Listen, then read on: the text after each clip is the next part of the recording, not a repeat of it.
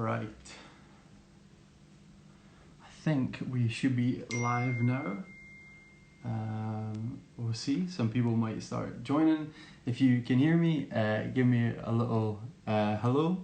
Yes, Ben Clarkson. Shout out, mate. First one. I miss you, dude. Hope you're doing well. Hope uni isn't too much right now. Yes, guys. Some people joining. Hey, Claire. Yes, Ruth. Excited about this tonight.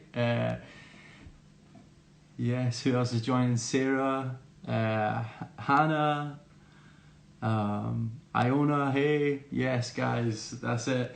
Get involved. Start giving me some hellos. Yes, Laura Davidson, yes. Loads of people. I'm excited, I love it. Guys, welcome to episode 4 of what we've been calling Leadership Conversations. I'm so excited to see a lot of your names jumping up. See Lauren McGilvery as well. Just wanted to say I miss all of you. I miss all your faces. Hope you're doing well in lockdown and keeping safe. And I hope also you've been enjoying these conversations. Perhaps just for Ruth, who I know is on here. We've been doing these now for 3 weeks, so this is the 4th week. And essentially what we've been doing is we have been gathering together on Instagram Live for about 45 minutes, and we've been kind of going through a bunch of questions with different leaders from all over the country, really, but really starting with local pastors. We heard from the district superintendent from Jimbo, from Jim Ritchie a couple of weeks ago.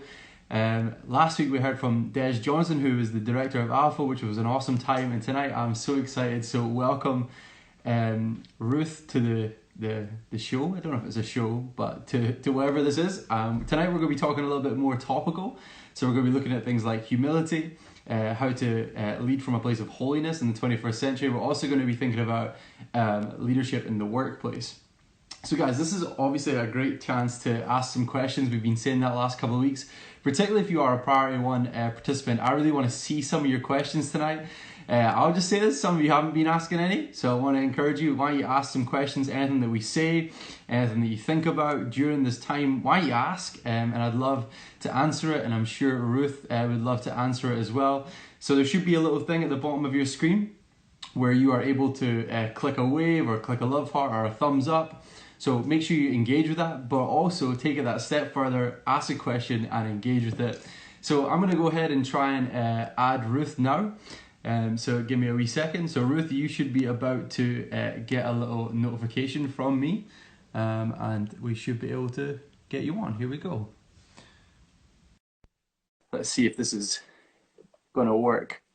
So Ruth, just click accept there. See some other people joining. Hey, Justine, Diego, Joshua, yes mate. See if we can get Ruth Turner here. By the way, for everyone watching, this is her first ever Instagram Live. I actually don't know if she has any posts on Instagram yet. So we'll just see if this is going to work. Oh, kind of hearing something. Hello. Hey Ruth, can you hear me? Hello. I can hear you. Can you see me?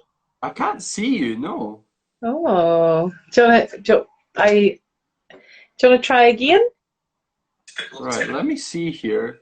Have you made sure? This is the benefit of being live, Ruth. Did you make sure you got your camera switched on? Yeah, I think I've allowed the camera and.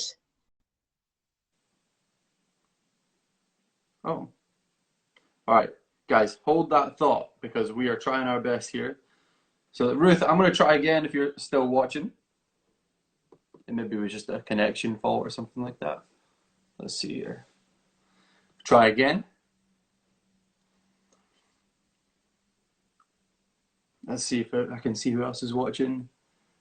Yes, Megan Chisholm has joined the party. Hey Megan, how are you doing? Who else here? Hello? Is that it now? Hello. I don't know what's happening. Oh man, it's okay. We still can't see you. So Okay. Can you see? Oh yeah, we did it. Yeah, because I just did all my grays today. I don't think you've got any. He don't have any gray hair. Can you see me? Yeah, we can see you. You're looking, honestly, that. Yeah, you're right. Can you see me okay? I can. You're looking average. Yeah, No, you're all right. looking It's just, amazing. you didn't say anything back, so I just thought maybe you couldn't see me yet. I can see you now. Can you see me? Yeah, I can. I'm just playing with Hello, you. everybody's saying yes, Ruth. Hi, Ruth. There's Hello. loads of people saying hi to you. They're encouraged that you're here. Hi, Well, right back.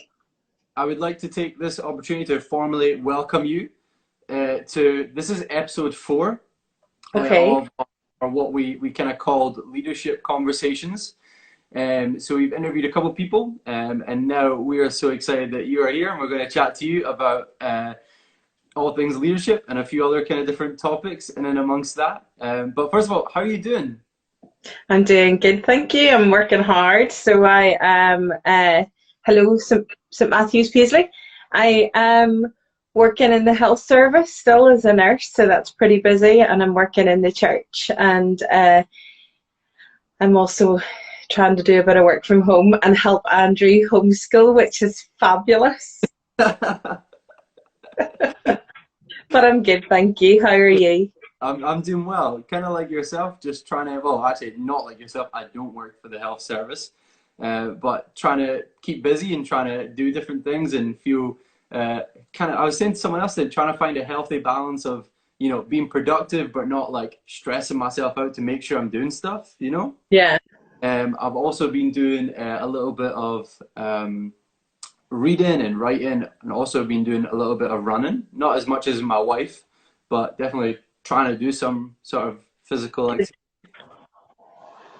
But yeah, having a good time. Are you finding lockdown fun or difficult, or is it? I guess it's a bit different for you because you're working, right? Well, I'm just really, I am jealous of people that have been furloughed. I'm going to tell the truth. So, yeah, I am just on the go constantly. So, between doing some work in the church and making sure people have food and prescriptions, and working in the ward and working with all that PPE and all of that lovely stuff and looking after patients. So, Wow. yeah, I'd like a week off. I would like 1 week of furlough. That would be nice. 1 week. This 1 week. Yeah, that would be good. And then I'll go back to work. So Ruth, just for maybe some people watching, why don't you give us just a really quick kind of intro to yourself? So you've already said you work for the health service. Why don't you tell us a little bit about who you are? Okay, well, I am Ruth Turner, and I'm married to Graham Turner, and I have one son called Andrew, who's 16, and I am 47. I know. I can't Are you believe you let me on, actually? I can't believe you let me on priority one at 47. I've watched all the other bits. Everybody looks so trendy and young. That's ridiculous. I can't believe you let me on. But anyway, Yeah, what so about Jim? what? I'm just What about Jim? Oh yeah, I'm younger than Jim.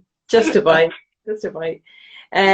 So I trained as a nurse originally, but I always felt God's call on my life. And after training as a nurse, I left that, and somebody said, "No way, 47, you look amazing." Yeah, there's no wrinkles in a balloon. That's why.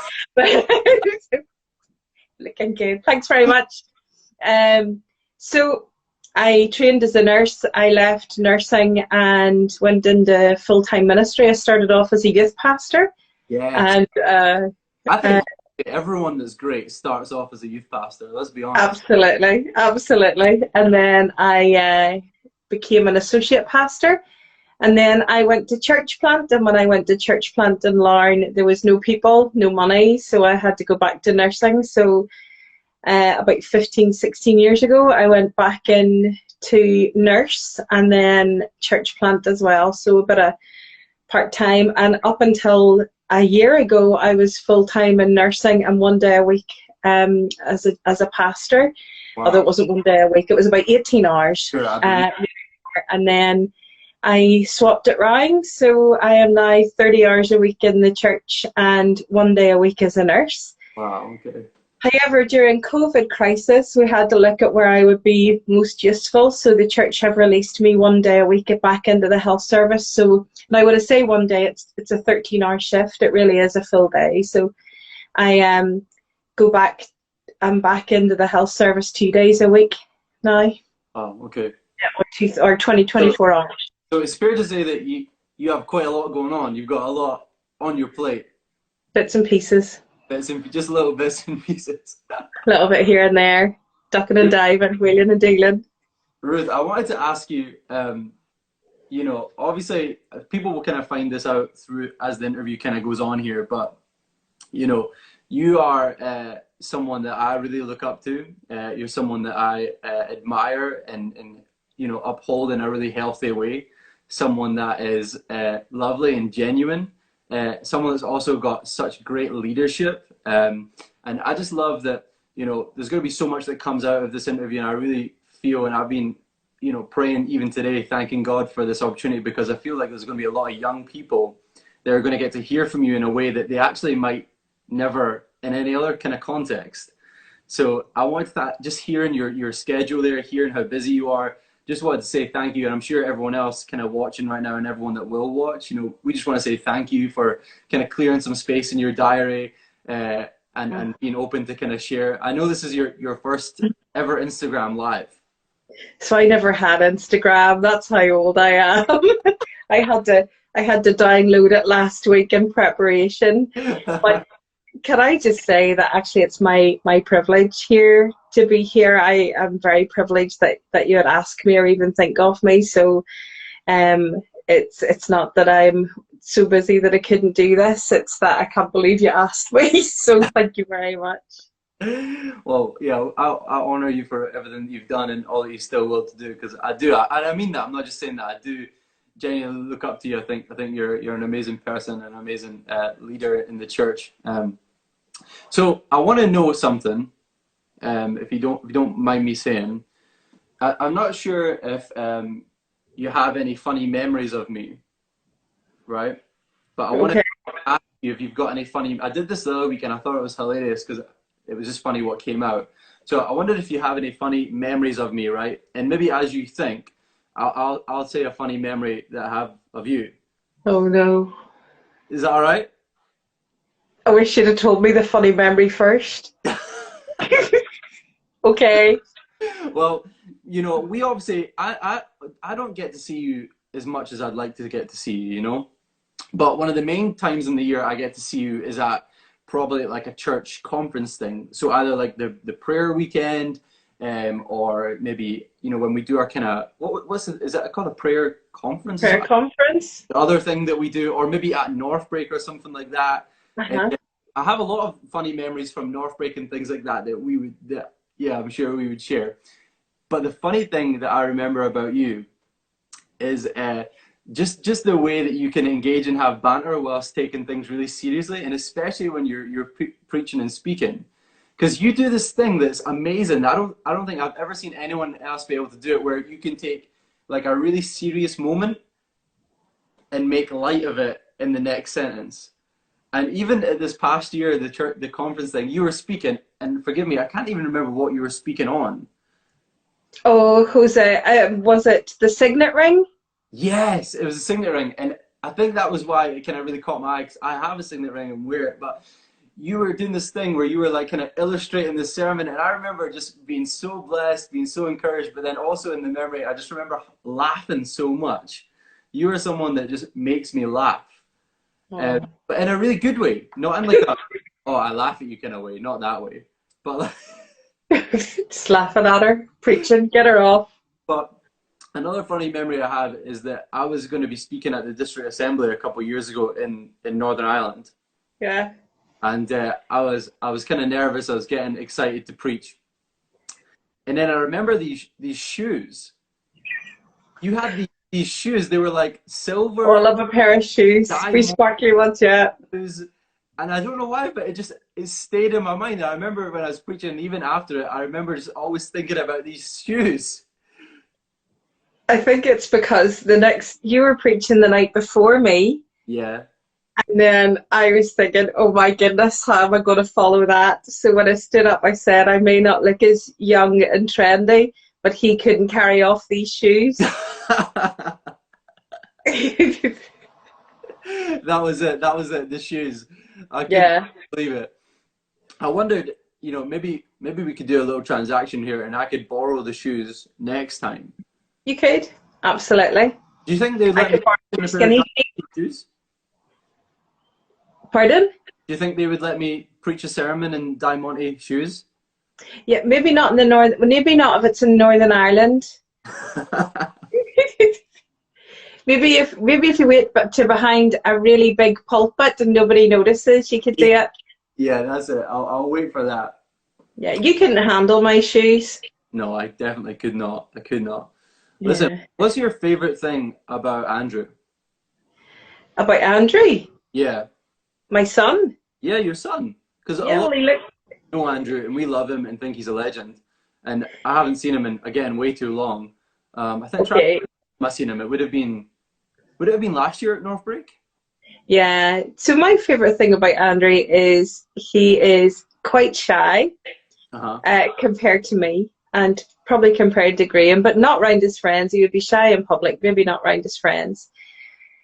But he's actually really funny, and he's quite a good musician. Actually, he's quite accomplished in the piano, although he would never tell you that. And I like that about him. I like that he's quite humble. I didn't know that. Yeah. Well, Love he that. probably didn't want you Cool. to. um, but he is really good at the odd one-liner and just bringing me down a peg or two when required. Yeah. But what I like about him is that he's really strong, and if there's things going on in school that he doesn't agree with, he'll just say, no, I'm not doing that. And he can't be swayed. So he's stubborn, which is not good. But actually, in some ways, it's a real benefit. And I see that strength in him. Yeah. It worries me, but also it gives me great confidence for life for him. I love that. That's so cool.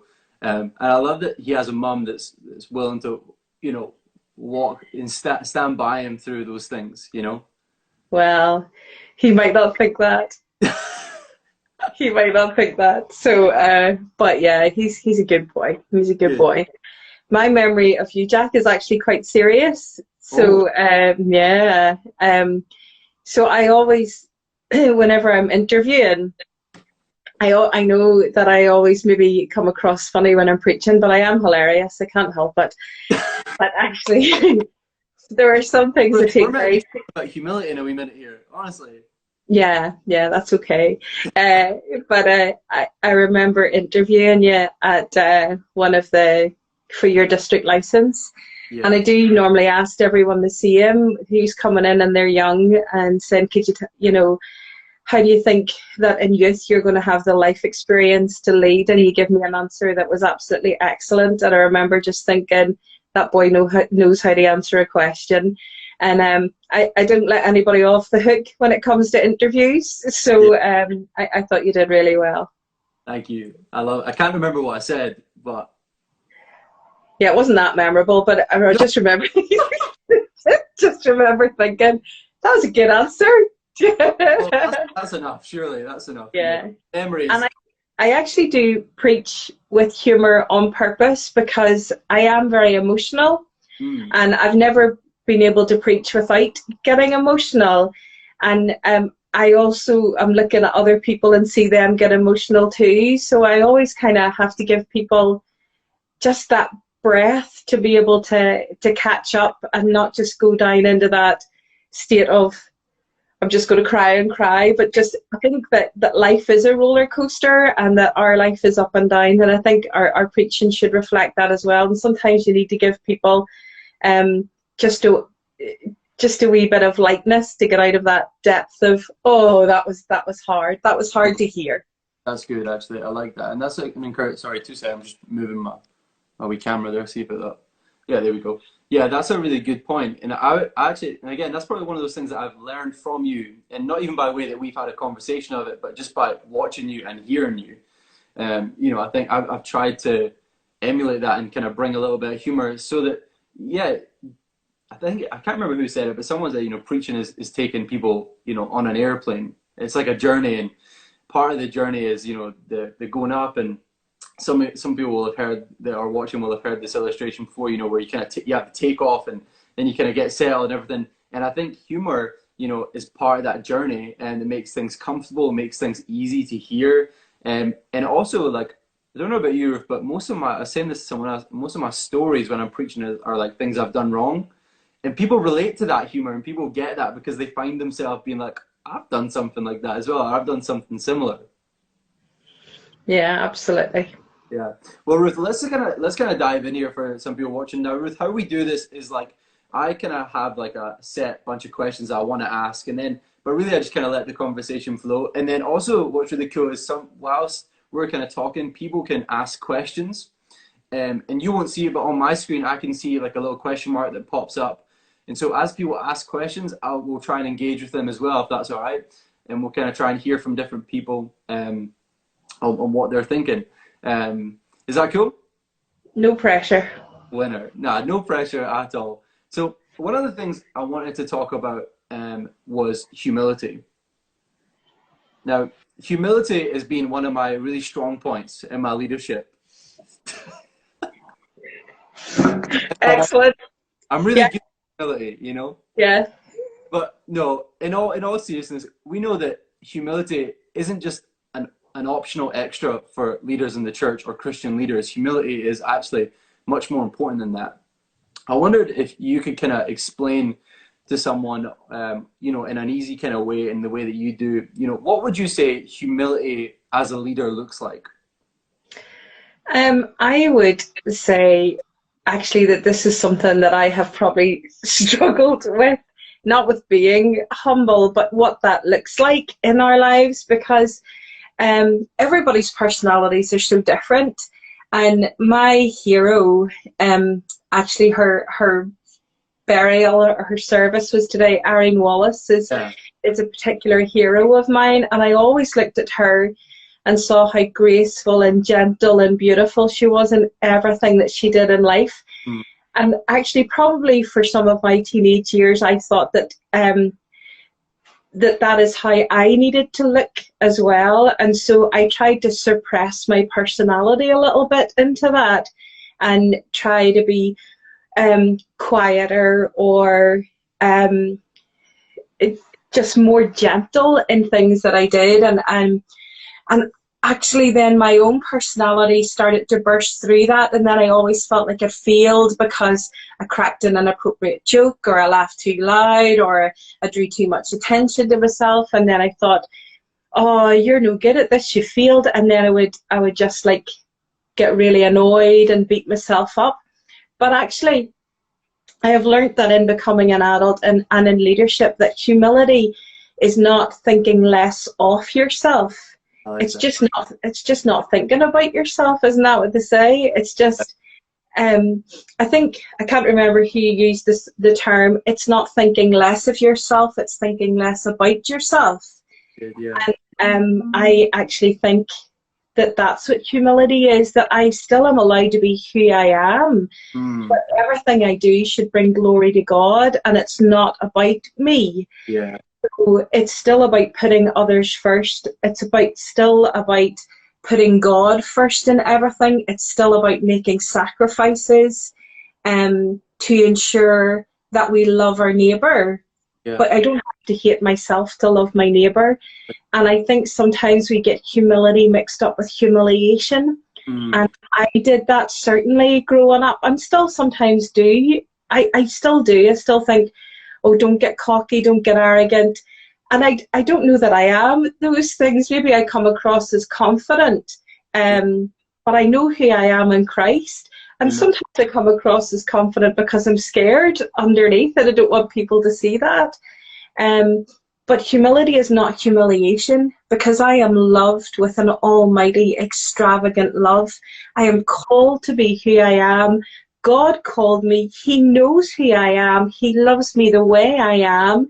And he's just saying, Ruth, it's not always about you. It's always about me. And I think that's what humility is. Ruth, that's so good. We could just finish right there because that is amazing. Yeah. I love that. I think I agree. Like for me, like when I and every time I'm asked, you laughed and said about interviews and stuff like that, and usually, why I might come across confident in an interview like that is because I really thought through some of my answers. And that's the benefit of doing live is that I ask you questions off the cuff, but I've really thought about my answers. Yeah. But I think you hit the nail on the head there. For me, like, and anyone watching, like, if you were to ask yourself, about humility, for me, humility is having an awareness, is having an attitude that God comes first. That Yeah. actually, my opinion doesn't carry as heavy as God's. That my idea isn't going to be better than God's. And I think it's about humility is also about how you see other people. It's as much as you see yourself as about how you see other people. Humility is about not valuing yourself over other people, and particularly when it comes to like working in teams or working with people.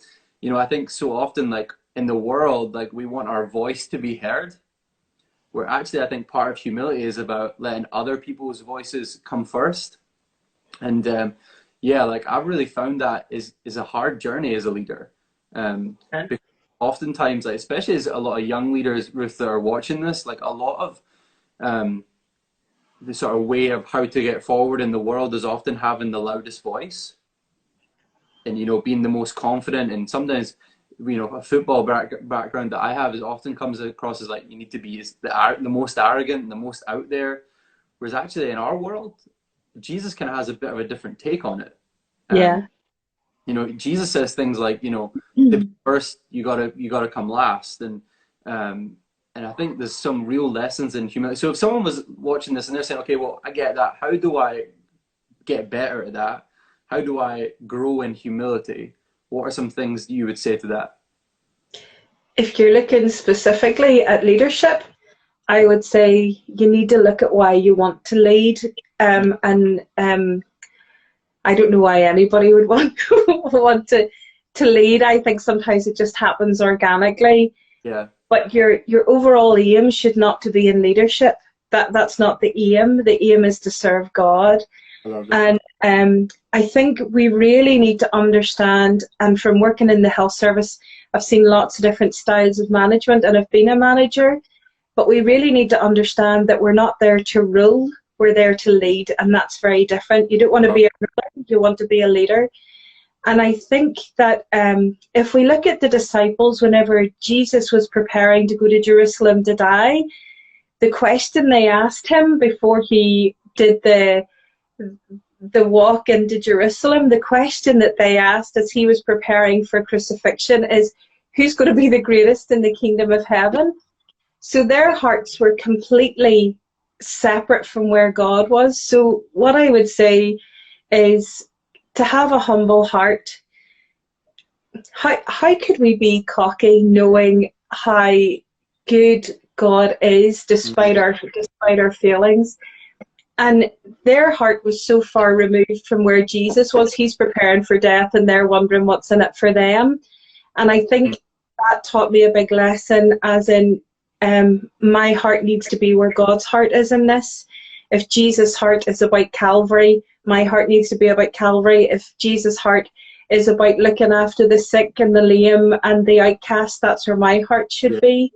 And I think that if we keep our hearts in line with God's heart and not in line with our own, and it's not about succeeding, it's not about ruling, it's just about, do you know what? It's actually about being a good follower of God. And then if we follow God and people find that attractive in us, then they'll follow too.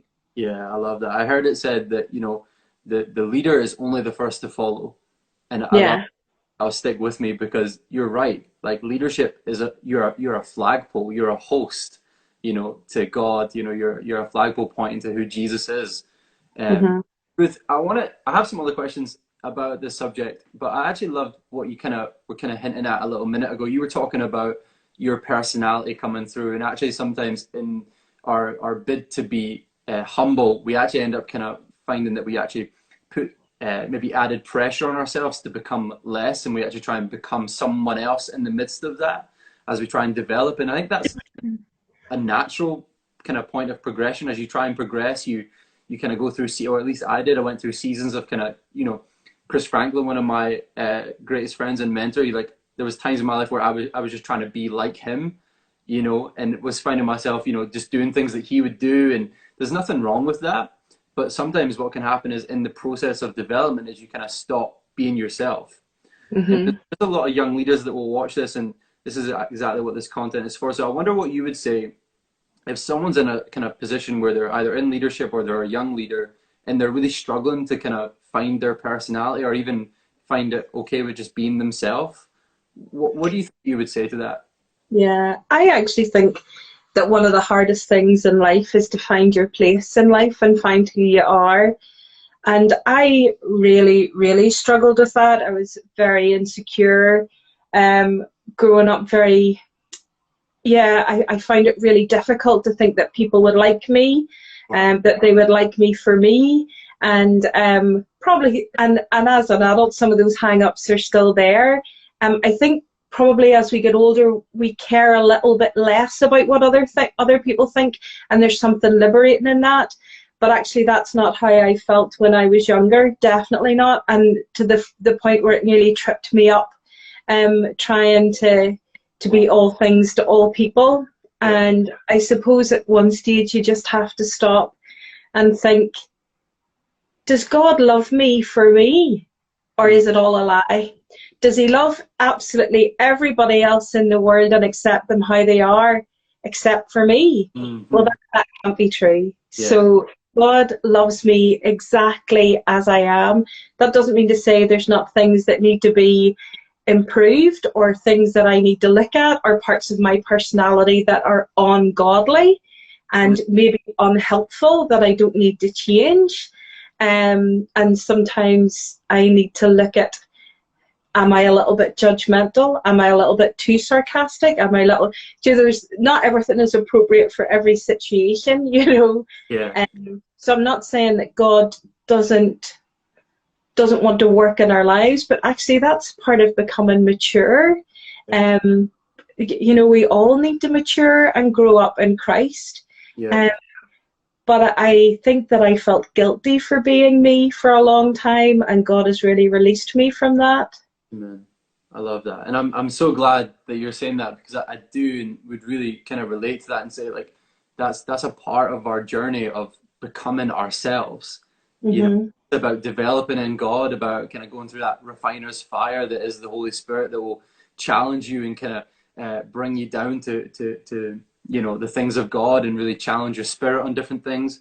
But I do think as leaders, we all will go, and as Christians, you know, and evidently as people, we all are on this journey called life, which is it's just a bunch of different opportunities to grow and to learn. It's a time when things go wrong, things go right. But I do think your character is something that you got to find early on, because for me, like, so I guess what I'm trying to say is, Ruth, I feel like you're so right, because when young leaders are watching this, they're looking at different people, and they're looking at me, they're looking at you, they're looking at different people in their church or different leaders in their life, you know, teachers or whatever, and they're kind of looking up to them. They're saying, I like that, or I don't like that, I like what they do, or I like how they do that. And I guess what I'm trying to encourage all the young leaders that are watching is to say, that's great to have people that you look up to. It's great to have people that you're kind of aspiring to be like. But one of the most important things to be okay with on your leadership journey is finding yourself. Because actually, just like Ruth is saying, you know, there's only one of you. There's only one person like you in the world. There's only one you that God made, and he has a specific plan and a specific purpose for you, you know, for your gift set. Ruth, on Priority One, we talk a whole lot about influence, and we love to decide that leadership together is influence. And I think what I really would love everyone on Priority One to kind of find themselves in is a position where they're saying, I'm okay, like I know who I am, I know what God's doing and has done in my life, and I'm okay with my sphere of influence, and I'm going to influence well. And I think what you're saying, you know, about this reality of trying to find who we are is a massive step on that journey. I also love this idea that you kind of said about, you know, not caring or not looking too much at what people think of you. Or you talked about, you know, how you were maybe getting caught up looking at that. I heard a quote this week, and it said, oh, what did it say again? I'm forgetting. It said, "What other people think of you is none of your business." Very good. And I think that's really good, isn't it? Because I think too Yeah, we get caught up thinking what everyone else is, you know, what are they thinking about me? What are they saying about me? And the reality, yeah, God is doing the work. You know, you just need to trust Him and live into. yeah.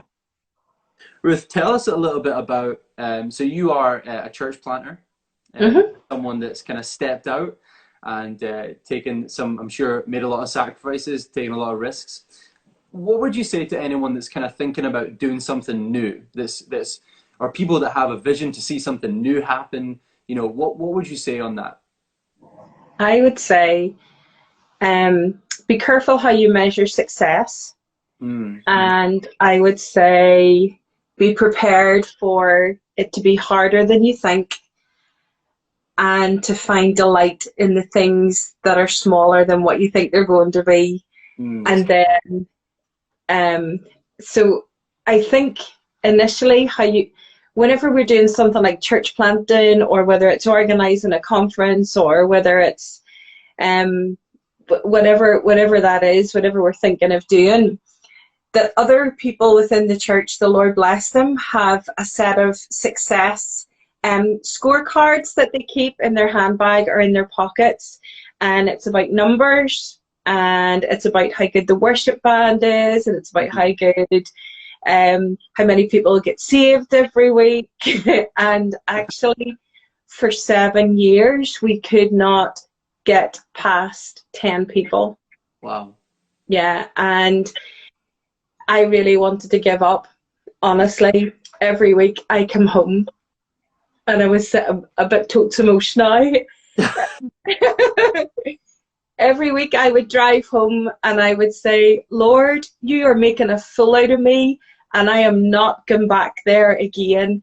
Because whenever I stood up to preach, there was more people in the praise band than there was in the congregation. And if the praise band hadn't sat down, I wouldn't have been able, I would have nobody to preach to, so, or maybe two people.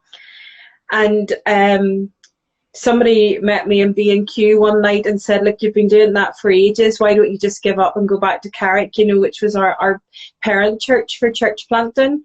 You know, obviously it's not working. Why don't you just go back? Sure, there's nothing, you haven't lost anything, you give it a go. And if they had said to me, sure, stick it out, I probably would have went back to Carrick. But they said to me, sure, give up. Now, I wanted to give up. I wanted to give up every week. But then I looked around and I thought, gosh, everybody measures success in the church by, are you meeting on a Sunday yet? How many people have you got in yet? But God was preparing those 10 people to be able to work in a church that was going to grow. But Mm, also He was testing our stickability in many ways, and He was breaking ground in Larne that actually was a really difficult place to be, and other ministers, I mean, not even John Wesley, like Larne, he left it, you know. no, I didn't. And yeah, and I kind of think, gosh, if I had measured success as other people had measured success, I wouldn't be here today. Wow. And I remember going on holiday and we went to one of these mega churches in America and there's like 2,000 people and an orchestra. And I come out of the car, I know it's ridiculous. Who needs an orchestra anyway? It's just. So I come out into the car and I just started to cry because there's like 7 people in Larne. Yeah. And Andrew said, what are you crying for? And he was only a child, like maybe only 5 or 6 at the time. And I said, that church is so big and I'm working so hard and we've only got 7 people and they've even got an orchestra. And he just said to me, do you think you're the only church in the world? Wow. And I just thought, and he said something along the lines of, you know, they're all God's churches together. And I just saw the key that actually, even if there's only 7 people, we're still part of God's church. We're still part of the body. were still important. And so I think I stopped measuring success in the eyes of the church the way maybe other people would. So that's what I would, be prepared for really hard work, and don't give up after a week. 7 years it took us to get people in. And then, yeah, be a wee bit stubborn. If God has called you to do it, be a wee bit more stubborn than you think you could be or should be. And health is more important than numbers. So good. Yeah. Yeah. I love it. Ruth, I think this is kind of why I was really excited for people to chat to you. I just think you have such a wealth of wisdom and such a wealth of experience, and I just love that. Like, for me, that's really encouraging, because there's definitely been seasons of my life and kind of moments, and even in ministry, and just in my own life, where I've felt this is not working, and I've felt, God, where are you? I found myself asking those questions like, God, I must have heard wrong. You obviously didn't want me to do this because it isn't working. I must have, and I love that word of kind of not giving up. I love thinking about stickability in leadership and what it looks like to really be in it for the long haul. Yeah. Oh, it isn't what I want. I'm going to put the light on, but it isn't what I wanted to do. I wanted to leave. I was just so stubborn because somebody told me I should leave, and I'm not leaving. He said, yeah. I think, for me, like, I think that is going to be a word for a lot of the young people that are watching this, and really anyone that's going to be watching this, is don't give up. Even when in moments when you think, actually, this is the worst thing ever, this isn't working, God is out. Just because it doesn't look like it in the moment doesn't mean God isn't working. Just because it doesn't look great doesn't mean our God isn't great. And I do think that God is at work in the midst of things, even when it looks silent. And whenever I think about stickability or keeping going, I think about that story of the Israelites marching around Jericho. It's a famous passage to preach on. But could you, if you don't know, this is a story where God says to the Israelite people, I want you to march around this kingdom that you have no way of defeating on your own. I want you to march around 7 times.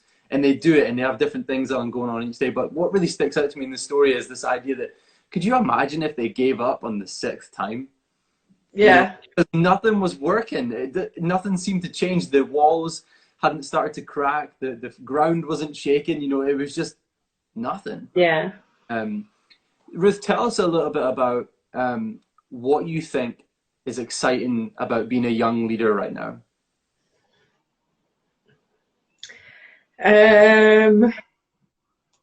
I think, I actually think that we are probably in one of the best places for making differences and making changes.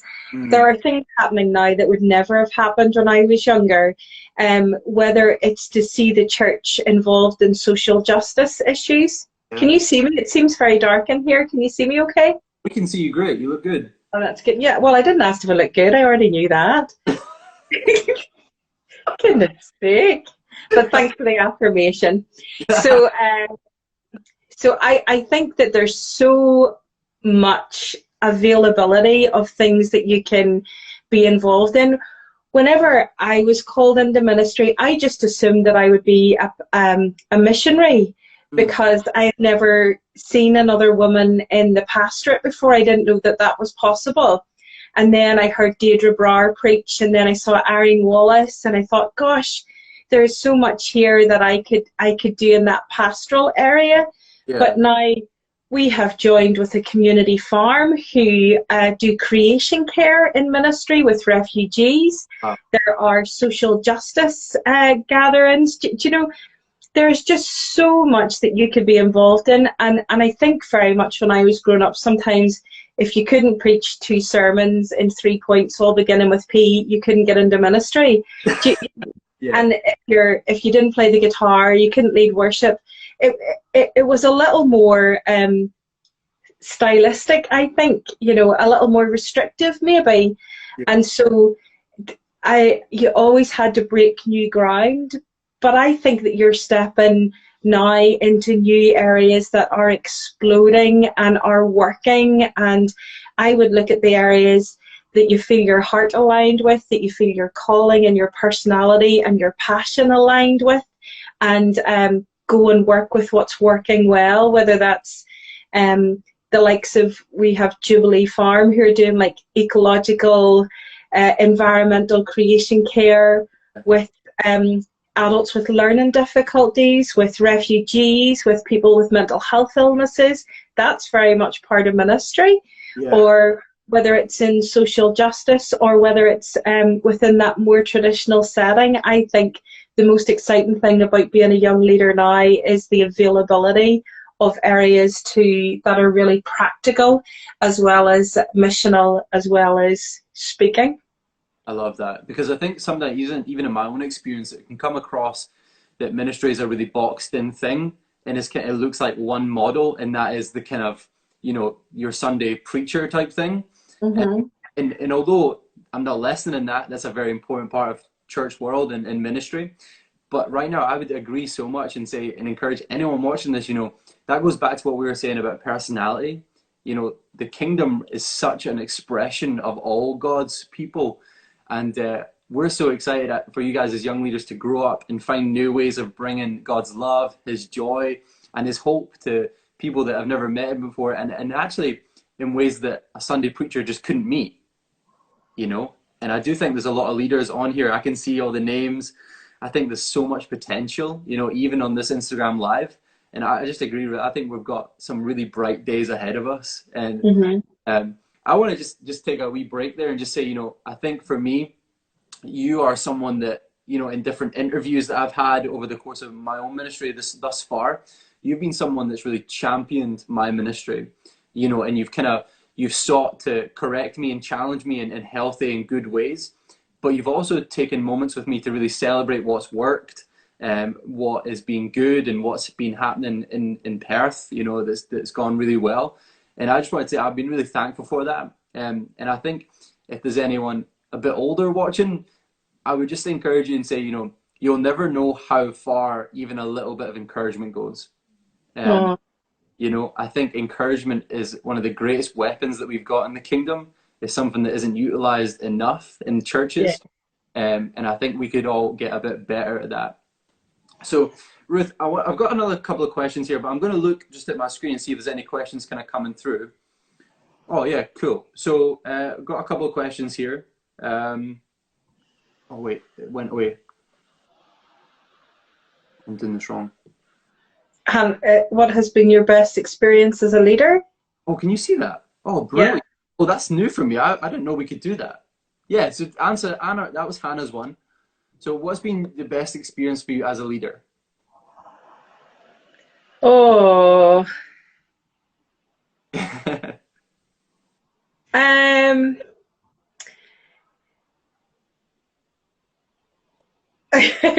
So there are lots of things that I really love about being in leadership in church. And I am very conscious of saying leadership because I think you can't have leadership without serving. So, and I in service of working in the church,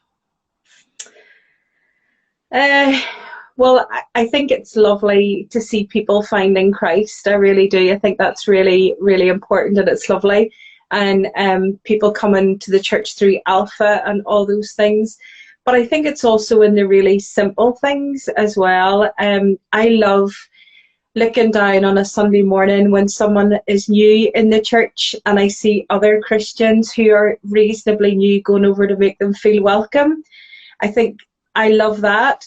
But for me, as a pastor, what I feel that my job is to equip people to be Monday to Saturday Christians, and we just celebrate on a Sunday.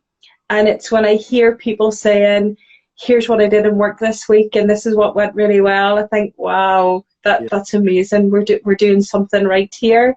I love that. And I do, my favourite bit, if you ever ask the church, my favourite part is just to be privileged to be part of people's lives, to be honest, when they have something really good to them, happens to them, and they want you to be part of that. I am overwhelmed with the joy of that. but also when really difficult things happen, if they're going through grief or tragedy and you're the one they contact, I'm also overwhelmed with that privilege too. So I think it's the partnering and journeying through life because of Jesus that I think that's the best thing. I love that. Ruth, that's so good. Such a good answer. There's another couple of questions kind of coming. Mm-hmm. I won't put them up on the screen just because there's quite a few and I don't really know what I'm doing. But there's another one that's come from Iona. Yeah, I think these are the yeah. What do you do to ensure you develop and grow as a leader? Yeah. So surround yourself with people who disagree with you and agree with you. Surround yourself with people who are better than you. Yeah. I think it's really important that in my leadership in the church, I absolutely know where my flaws are. And so I make sure there's people in the team who can make up for that. So Yeah. I am really not very good at technology, but I know that if you want to have a contemporary church, you need to be really good at that. So we have people in the church who are outstanding at that, and I let them run with that, and I don't interfere with it. I trust them with it. Yeah. And if they get it wrong, they get it wrong. If they get it wrong, I wouldn't really know, to be honest. But I think whenever I was a youth pastor in the Carrickfergus Church, Philip McAllister allowed me to fail, and he entrusted me with more than I should have been. Mm-hmm. And I think that if we entrust things in other people and be really good at delegating stuff out and know where our weaknesses are, but also to bring people along with us. You know, in the health service, they always say the best manager is the manager you don't know that they're not there if they take a day off because the place runs really well. I think that's the same as the church, that if the pastor takes the day off, the church runs really well. So that's how I kind of keep myself sharp as a leader, by surrounding myself with people who can teach me things. So although I'm not really good at technology, I've had to learn how to record and do different stuff from home. I think that I'm still teachable, and I love learning, and I think that's really important. I also think it's really good to have people in your life that'll speak into it and say, man, you messed that up. So I've got a husband for that and a teenager. But I think it's really important to have people who don't surround yourself with people who agree with you all the time, but surround yourself with people who are honest and love you and love you enough to be honest. Yeah, I love that. I love that. I think there's also, the only thing I'd add is that, you know, when you're looking in real time on perspective of how you are, you know, growing, and if you're developing and really asking yourself that hard question. When I was at Bible college, Ruth, I'm not sure if it was the same for you, but like I remember really having to use and practice reflection, and we would be made every week, and then every 2 weeks, and then every month, in each different year, to write down a reflection. And the reflection consisted of a couple of things, but essentially what it was asking hard questions of yourself, looking back and saying, okay, where was I last month on that subject? How am I doing this month on that subject? And then, you know, writing down things in these reflections like, what have I been reading to help me with that? What have I been praying about? Who have I been talking to about? And I think if you're a leader out there and you're kind of looking at ways of, you know, how do I make sure that I'm growing? Could I encourage you as well to maybe write some stuff down, take point, you know, take guard, take reflection, write some stuff down. What are some areas that you need to grow in? What are some areas you need to develop in? And then I love what Ruth said about getting some people around you that love you and will cheer you on, but will also tell you what you don't want to hear. I think that's awesome. Ruth, I want to chat a little bit about the workplace. Because it goes without saying that not everyone is called to be a church leader in the sense of being the minister. Praise the Lord. Praise the Lord.